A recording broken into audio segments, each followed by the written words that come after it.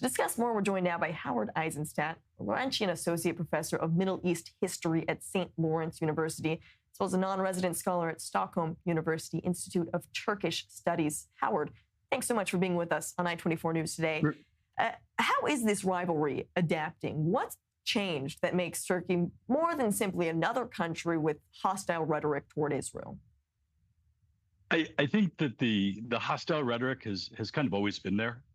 We may romanticize Turkish-Israeli relations a little bit because we tend to look at the 1990s as a baseline when that was actually a point of real détente.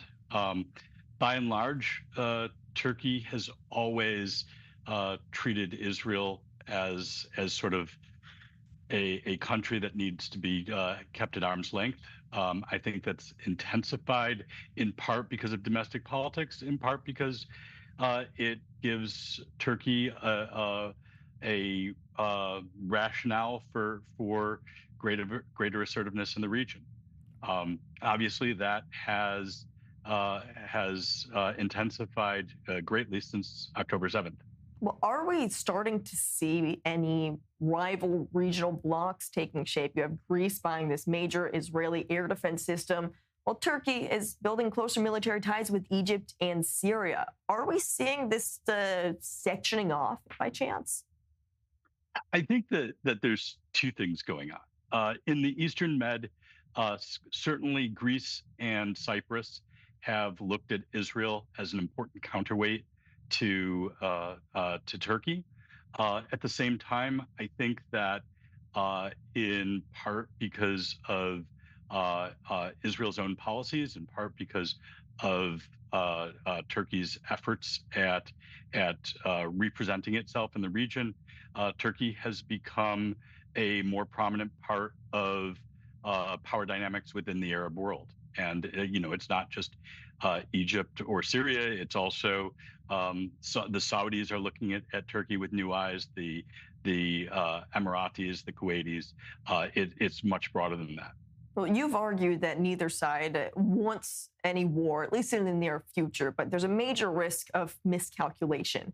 What do you see that happening first, most likely? Miscalculation in Syria, Eastern Mediterranean, through an incident maybe in Greece and Cyprus. What do you see playing out? For the time being, I think the real risk is the two states sort of directing their efforts at a security concern that doesn't really need to be there.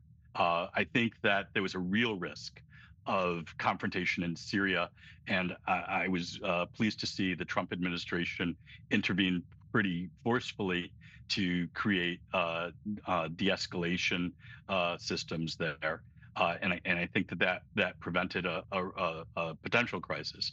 I think fundamentally, I think that Turkey and Israel have been overselling the risk of the other. And part of that is domestic politics. Part of it is, frankly, them talking themselves into something that doesn't need to be there.